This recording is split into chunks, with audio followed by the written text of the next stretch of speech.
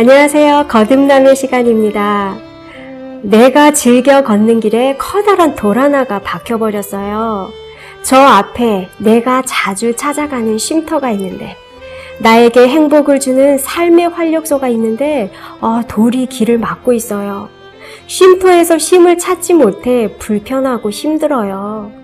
돌이 없어지기를 간절히 소원하던 어느 날 그 미움이라는 커다란 돌이 없어졌어요. 마치 처음부터 존재하지 않았던 것처럼 말이죠. 제가 이분의 이야기를 중간에 잠깐 전달했지만 직접 한번 들어보시는 게 좋을 것 같아요. 한번 들어보시겠어요?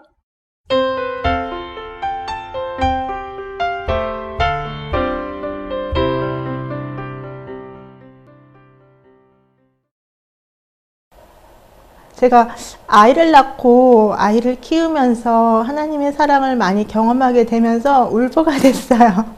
이렇게 하나님에 대한 이야기를 하라고 그러면 저도 모르게 자꾸 눈물이 나요. 아마 병이 걸렸나 봐요.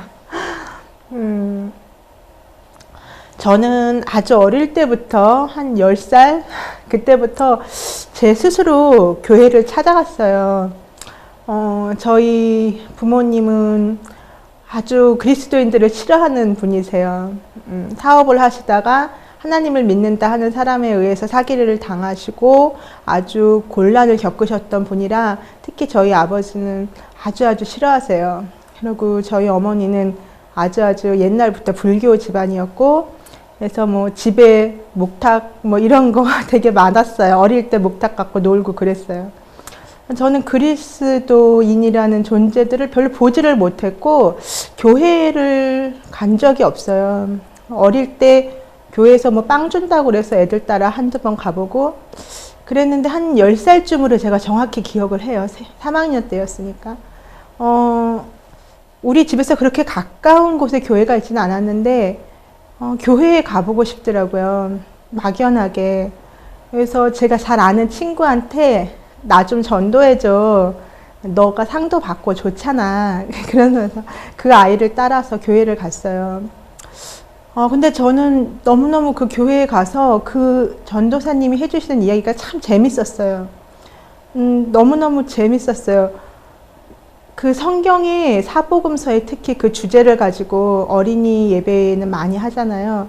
그 이야기들이 참 따뜻하고 참 다정하게 들려와서 일주일 중에 교회 가는 날을 기다리는 어린이였어요. 그렇게 중학생이 되고 고등학생이 되고 교회에서 참 행복하게 지냈어요. 친구를 만나고 싶어서, 혹은 요즘은 그러잖아요. 이성 친구를 또 만나기 위해서 아니면 어떠한 무슨 자기의 어떠한 교제나 흥미가 되는 그러한 주제 때문에 교회를 가는 청소년들도 많잖아요. 근데 저는 그렇지 않았어요. 정말 제가 잘났다는 게 아니라 말씀이 듣고 싶었어요. 그래서 교회를 갔는데 제 마음에 어릴 때부터 참 되고 싶은 게 있었는데 예수님처럼 되고 싶었어요.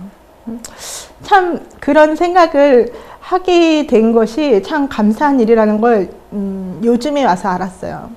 근데 그때는 저에겐 너무 당연했어요. 하나님의 말씀을 듣고 있으면, 설교 말씀을 듣고 있으면 나도 예수님처럼 저렇게 되고 싶다. 그런 생각이 드는 게 사실 모든 그리스도인들에게 있어서는 당연한 거죠. 하지만 저와 같은 생각을 하는 사람들이 제 주변에 많지는 않았어요. 비슷한 소망을 갖고 있는 친구들도 있었지만 거의 대부분 교회가 끝나면 좀 커서는 카페에 가고 무슨 놀러 가고. 근데 저는 그게 참 이상했어요.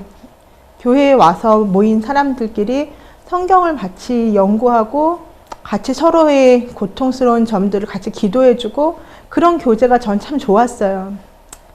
글쎄 그것이 무엇인지 잘 모르겠지만 우리의 본향을, 우리의 정말 진정한 부모님을 그리는 그런 사모하는 마음을 저에게 하나님이 일찍이 심어주셨던 것 같아요. 그렇게 초등학생, 중학생, 고등학생, 이제 대학생이 되었는데 제 마음에 아무리 설교를 들어도, 그리고 아무리 믿음이 좋은 권사님, 집사님, 전도사님 목사님과 많이 이야기를 나눠도 그리고 성경 공부를 해도 제 마음에 채워지지 않는 게 있었어요. 그것이 무엇이었냐면 교회에서는 같이 기도하고 예수님을 사랑합니다고 찬송을 하지만 집에 돌아와선 여전히 언니한테 짜증내고 엄마 아빠한테 떽떽거리고 내가 싫어하는 걸 조금 강요하거나 그러면 막 삐져서 막 투정 부리고 그러고 막 샘나고 믿고 이러는 마음이 저에게서 끊임없이 솟아오르는 것이 전 너무 고통스러웠어요. 참 어릴 때부터 조숙했었는지 하여튼 그랬어요, 저는. 그래서 저는 그것에서부터 벗어나고 싶었어요, 어릴 때부터. 그래서 저는 예수님을 만나고 싶었어요. 그게 거듭남이고 성경에서 말하는 정말 중생이라는 것인지는 많이 시간이 지나서야 알았죠. 그때는 그냥 제 마음의 막연히 그랬어요. 예수님을 만나고 싶어서 기도원에 가고 수련회에 가면 다른 애들 자는 시간에 혼자 골방에 들어가서 기도하다가 음식 만들어주시는 집사님들에게 꼭 이렇게 시끄럽고 요란스럽게 밤새 기도해야 되냐면서 혼나기도 하고 나름대로 참 이렇게 은혜가 넘치고 성령이 충만하다는 그런 목사님들의 설교를 들으려고 그런 곳을 찾아가고 부모님에게 그럴싸하게 좀 거짓말도 해가면서 또 엄마에게 좀 부탁을 하면서 참 그런 곳을 쫓아다녔어요. 가서 눈물도 많이 흘렸고 뭔가 마음에 해찬한 떨림도 있었어요. 그렇지만 다시 돌아오면 여전히 변함이 없는 저의 모습에 참 지치더라고요. 그렇게 시간이 지나고 결혼을 하고 아이를 낳고 그렇게 됐어요. 물론 그 사이에 작고 크게 저에게 여러 가지 일들이 있었지만 크게 변하는 건 하나도 없었어요. 근데 아이가 3살쯤 되었었는데 어느 날 문득 우리 아이의 뒷모습을 딱 보는데 저 아이가 구원받을 수 있을까? 나 같은 부모에게 교육을 받으면서 저 아이에게 과연 구원이라는 게 있을 수 있을까? 그런 생각이 갑자기 제 뒤통수를 치듯이 생각이 나는 거예요. 내 모습을 좀 봐라. 맞벌이 하느라고 하루 종일 바쁘고 아이에게 이것저것 하지 마라, 해라 이렇게 말하는 건 많지만 정작 그 아이에게 가장 중요한 내가 만나고 싶었던 그 예수님을 전해줄 수 없다는 그런 생각이 번쩍 드는데 갑자기 정신이 번쩍 들더라고요. 그래서 그때 나 이번 주부터 교회 열심히 가고 예배 열심히 드려야겠다. 그때 고작 생각한 게 그거였어요. 그래서 그때부터 교대 근무하느라고 예배에 빠지고 했던 것을 반성하면서 이제 교회에 열심히 나가는 것이 저의 첫 번째 목표가 되었죠. 근데 교회를 나가고 그래도 특별히 잠깐 물론 꾸준히 나가지 않았던 교회를 꾸준히 나가니까 뭔가 내 스스로 만족감은 조금 있었어요. 나 이제 예배 잘 드린다. 교회에 꾸준히 간다. 그러는 만족감은 있었지만 여전히 제 가슴 한구석이 허전했어요. 그러고 있는데 어느 날 성경을 읽어볼까 하는 그런 막연한 생각이 들더라고요. 부끄럽게도 그렇게 예수님을 찾고 그렇게 만나고 싶었지만 저는 그때까지 성경을 한 번도 제대로 읽어본 적이 없었어요. 물론 뭐 사복음서, 뭐 창세기 어느 한 부분은 반복해서 읽어봤지만 그냥 성경은 성경이었지 성경의 말씀이 저에게 어떠한 희망이 되고 내 죄를 버리고 싶은 그러한 마음을 심어주시고 이런 역사는 없었어요. 그때까지는. 근데 어느 날 애기 아빠가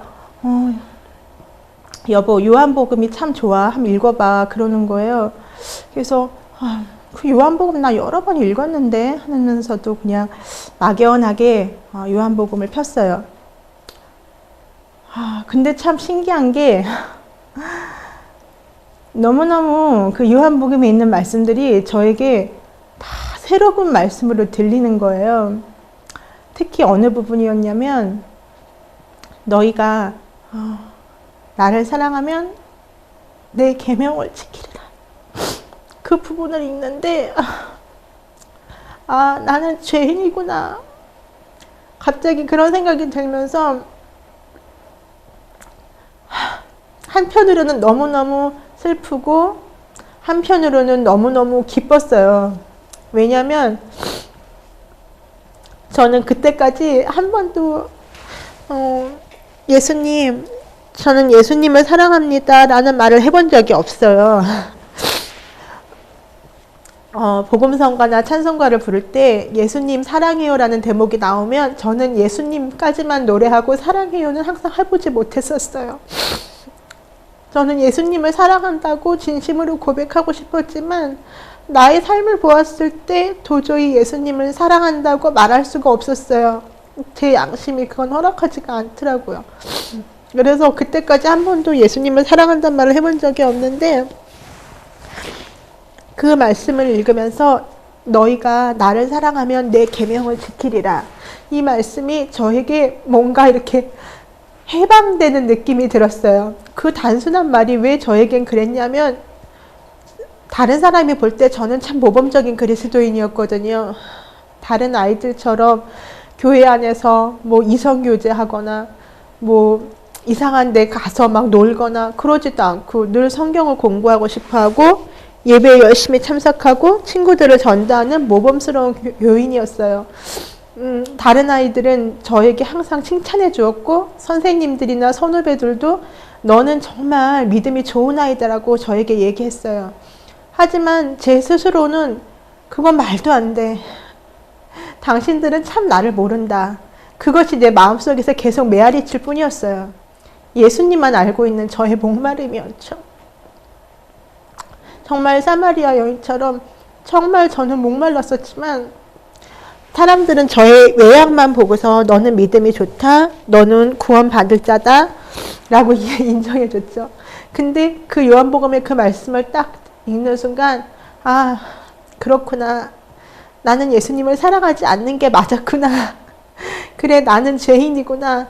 그것이 딱 분명하게 말씀으로 제 가슴에 탁 들어오는데 그때부터 저는 예수님을 안에서 내가 뭔가 해결돼야 할 수 있는 어떠한 문제가 있다라는 것이 너무 기뻤어요. 내가 죄인이라는 것이 전 그때 너무 기뻤어요.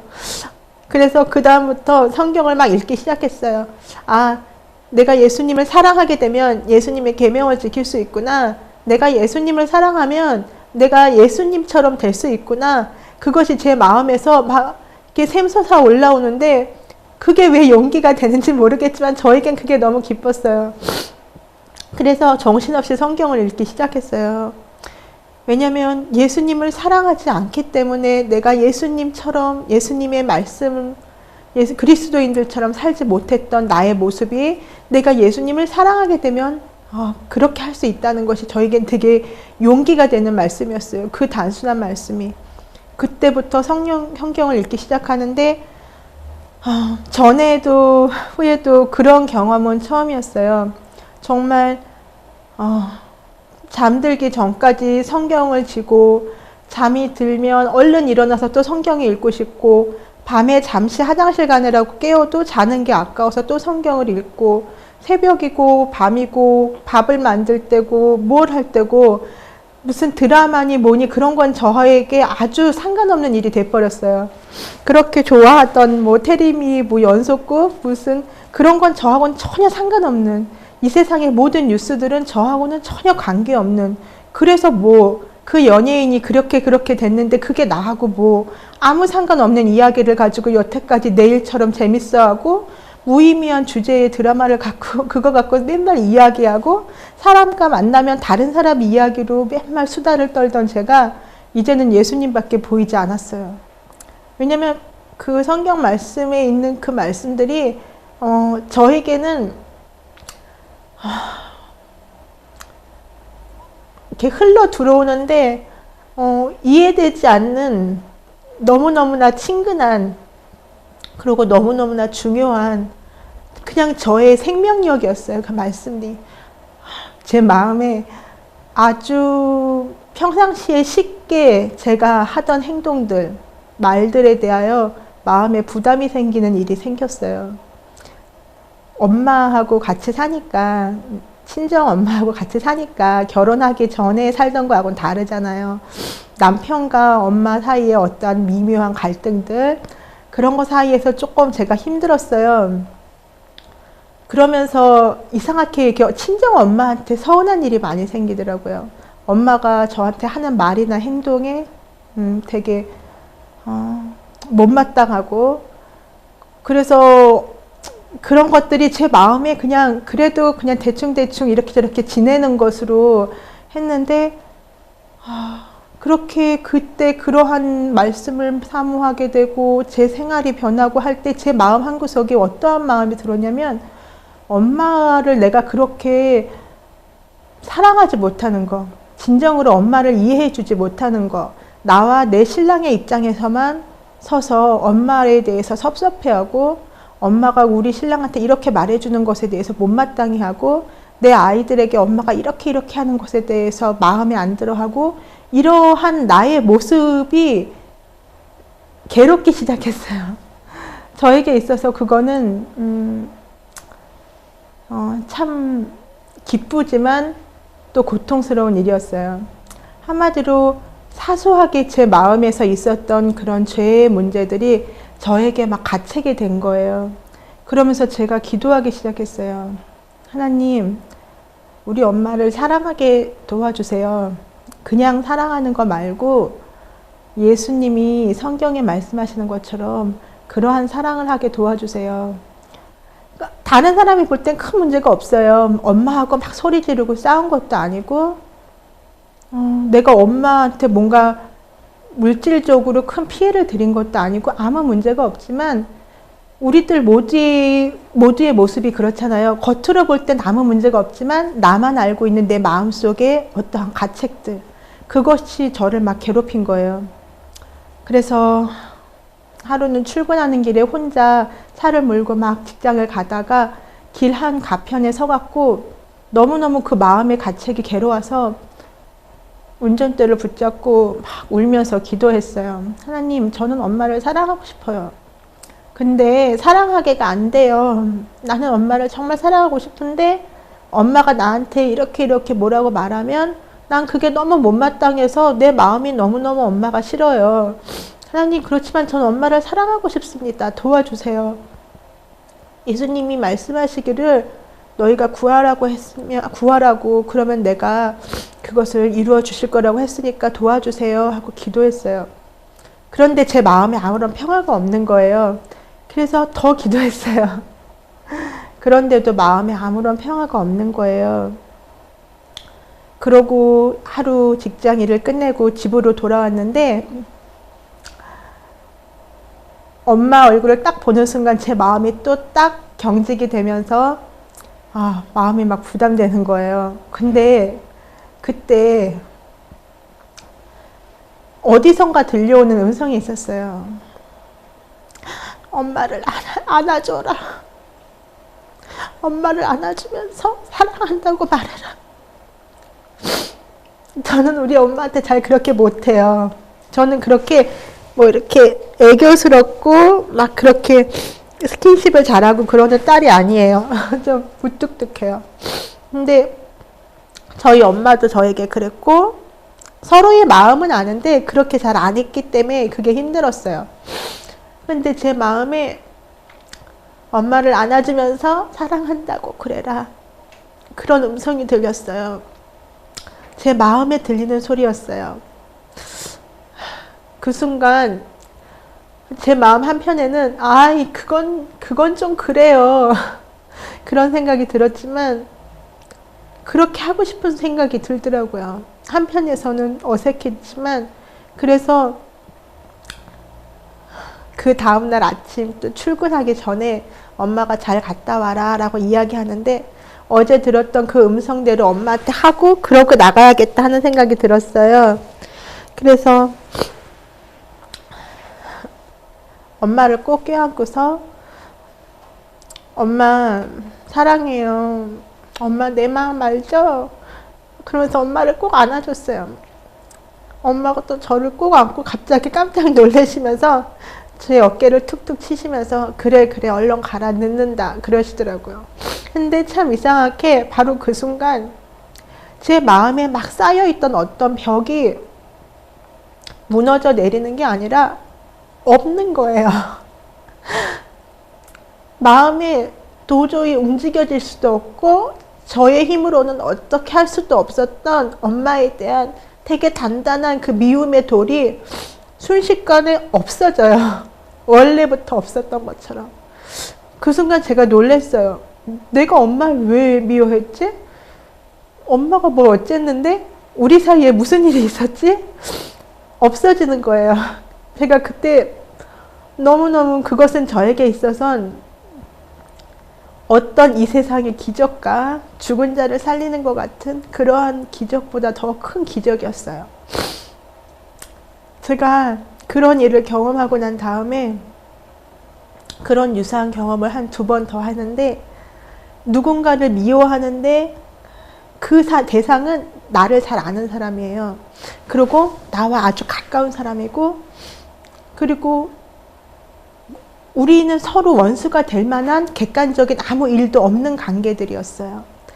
그런데 어떠한 시기심, 내 자존심, 그 다음에 어떠한 불편함, 내 원대로 안 해주기 때문에 내가 어떤 불만, 그런 것이 내 마음에 조금씩 쌓이면서 어떤 대상을 미워하게 된 경우가 그 이후로도 2번이나 있었어요. 그것이 무엇인지도 모르고 그게 미움인지도 모르고 내 마음에 그냥 스며들어오는 섭섭함, 불평, 불만, 자존심, 이것을 그냥 제가 묵인하고 있자 그것이 나중에 엄청난 미움이 돼버리는 거예요. 참 힘들더라고요. 사람을 미워할 때. 근데 그때 엄마를 안아줘라 했던 그 음성과 유사한 경험의 음성이 저에게 들렸어요. 그래서 그 이후에 엄마가 아닌 다른 대상이지만 그 사람에게 그때 그 기억을 생각해서 다가가서 이야기했어요. 미안해. 내가 그러고 싶진 않은데 자꾸 너를 대하면 불편한 내 마음을 어떡할 수가 없다. 하지만 내 마음에 너를 미워하고 싶지 않아. 근데 나는 너에 대해서 너무 많이 섭섭하고 힘들었어. 그렇지만 난 너와 그런 관계를 유지하고 싶지 않아. 내 마음 한편은 너로 인해서 되게 힘들었지만 그만큼 너와 사랑하고 지내고 싶어. 그 대상에게 그렇게 이야기했을 때 그 대상도 이미 그것을 다 알고서 느끼고 있었더라고요, 제 마음을. 근데 그 순간 같이 걸싸안고 우는데 또 그 옛날처럼 1년 8개월 동안 미워하고 시기하고 자존심 상해했던 그 대상과 나 사이에 아무 문제가 없었던 것처럼 그 미움의 벽이 그냥 없어지는 거예요. 얼마나 가벼운지, 이거는 솜털도 아니고 그냥 그 존재 자체가 없는 거예요. 그러한 경험을 하고 나서 제가 알았어요. 아, 하나님의 사랑은 죄인을 그 죄에서부터 자유롭게 해주는 그런 능력이 있구나. 그 말씀이 로마서 1장에 있어요. 제가 참 좋아하는 말씀인데, 하나님의 복음은 죄인을 자기들의 죄에서부터 구원해주는 능력이고 파워더라고요. 우리에게 들려오는 하나님의 음성, 성령의 음성이 있어요. 성경을 많이 알던 조금 알던 우리의 마음에 그 대상을 사랑해라, 미워하지 말아라, 그 죄에서 돌이켜서 나에게로 돌아와라, 죄에서 자유롭게 되라는 성령의 음성이 있어요. 우리가 그 음성에 순종하고 들려지는 말대로 그렇게 행할 때, 그렇게 우리가 행할 때 우리가 그 죄에서 자유로워지는 경험을 했어요. 이 이야기를 하려고 한 건 아니지만 혹시 이 방송을 들으시는 여러분들 중에서 가장 가까운 사이, 자식과 부모 사이도 그래요. 남편 사이하고 부부 사이는 특별히 더 그래요. 부부 사이는 참 미묘한 자존심 싸움이 많아요. 그리고 같이 일하는 동료, 그리고 한 가지 선한 목적을 가지고 일하는 어떠한 관계들 사이에 우리는 그 성령의 음성에, 하나님의 요청에 우리 자신을 굴복해야 될 때가 반드시 있어요. 근데 그것이 쉽지가 않아요. 근데 그 음성에 내 감정은 그 사람한테 미안해, 사랑해 라고 말하고 싶지 않거든요. 그렇지만 내 마음이 이만하면 그 중에 아주 요만큼 내 마음에 선한 마음이 있어요. 그 사람을 사랑하고 싶다. 난 그 사람을 미워하는 게 힘들다. 괴롭다. 난 여기에서 벗어나 그 사람을 사랑하고 싶다 하는 마음이 내 안에 심겨져 있다면 우리는 그 작은 것을 붙들고 하나님께 기도해야 돼요. 그리고 하나님이 그렇게 해라 하는 음성대로 우리가 순종해야 돼요. 그러면 우리가 그 죄의 무게에서부터 벗어나는 것은 순식간이고 그 이후에 얼마나 가볍고 자유로운지 몰라요. 우리의 거듭남은 처음에 하나님을 만났을 때 어떤 눈물과 회개와 말씀에 말씀이 우리에게 이해되는 그 한순간이 아니에요. 우리의 거듭남은 매 해마다 새롭게 이 메마른 가지를 덮어서 다시 이렇게 풍성하게 녹음이 우거지고 그러잖아요. 우리의 거듭남은 매해, 매 순간 계속 거듭나는 것 같아요. 그래, 오늘 여러분과 나누고 싶은 말씀은 그거예요. 하나님은 우리가 이 땅에서도 하늘에서도 우리가 행복하게 원하세요. 우리 사이에 죄가 있길 원치 않으세요.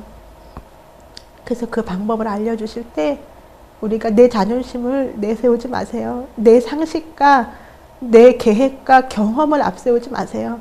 하나님의 방법은 여리고성을 무너뜨리는 그런 식으로 일하시는 분이세요. 우리의 상식 밖으로 일하시는 분이세요. 그래서 우리가 그렇게 되기를 바라요. 저희가 발행한 오 그리스도 416페이지에 이런 말씀이 있습니다. 사람이 그리스도께 굴복할 때에 새로운 능력이 새 마음을 점령한다. 사람이 스스로는 성취할 수 없는 변화가 일어난다. 인간의 본성에 초자연적인 요소를 가져다 주는 것은 초자연적인 역사이다. 이와 같이 하늘의 능력으로 채워진 영혼은 사단의 공격에 난공불락이 된다. 그러나 만일 우리가 그리스도의 지배하심에 자신을 맡기지 아니한다면 악한 자에게 지배당하고 말 것이다. 우리는 불가불 세상의 패권을 잡으려고 싸우는 두 큰 세력 중에 전자가 아니면 후자의 지배 아래 있게 될 것이다. 흑암의 왕국의 통치를 받기 위하여 일부러 그것을 선택할 필요는 없다. 빛의 왕국과 관계를 맺는 것을 등한히 하기만 하면 된다. 하나님과 산 연결을 맺지 아니하면 우리는 결코 자기를 사랑함과 자아 방종과 죄에 대한 유혹의 부정한 영향을 대항할 수 없다. 우리는 많은 악습을 버릴 수 있을 것이며 얼마 동안은 사단과의 관계를 끊을 수 있을 것이다. 그러나 순간마다 자신을 굴복시킴으로 하나님과 산 연락을 가지지 않는다면 우리는 정복당할 것이다. 그리스도와 개인적으로 친숙하고 계속적으로 교통하지 않는다면 우리는 원수의 마음대로 되어 마침내 그의 명령을 좇을 것이다. 그렇군요. 거듭남은 순간마다 하나님의 뜻에 자신을 굴복시킴으로 유지해 나갈 수가 있네요. 그래서 사도 바울은 나는 날마다 죽노라 라는 표현을 썼군요. 내가 죽지 않으면 나와 하나님 사이에 죄라는 장애물이 생기고 그것 때문에 괴로움과 고통이 생긴다고 간증하셨어요. 하나님과 우리 사이를 분리시키는 벽을 어떻게 허물 수 있는지 성령님이 가르쳐 주실 때 굴복하는 것이 바로 우리가 죽는 것이군요. 그리할 때 여리고성이 무너진 것 같이 기적적으로 그 장애물이 허물어질 수 있네요. 하나님의 기적을 체험한 사람, 다음 이 시간에 또 만나보도록 하겠습니다. 안녕히 계세요.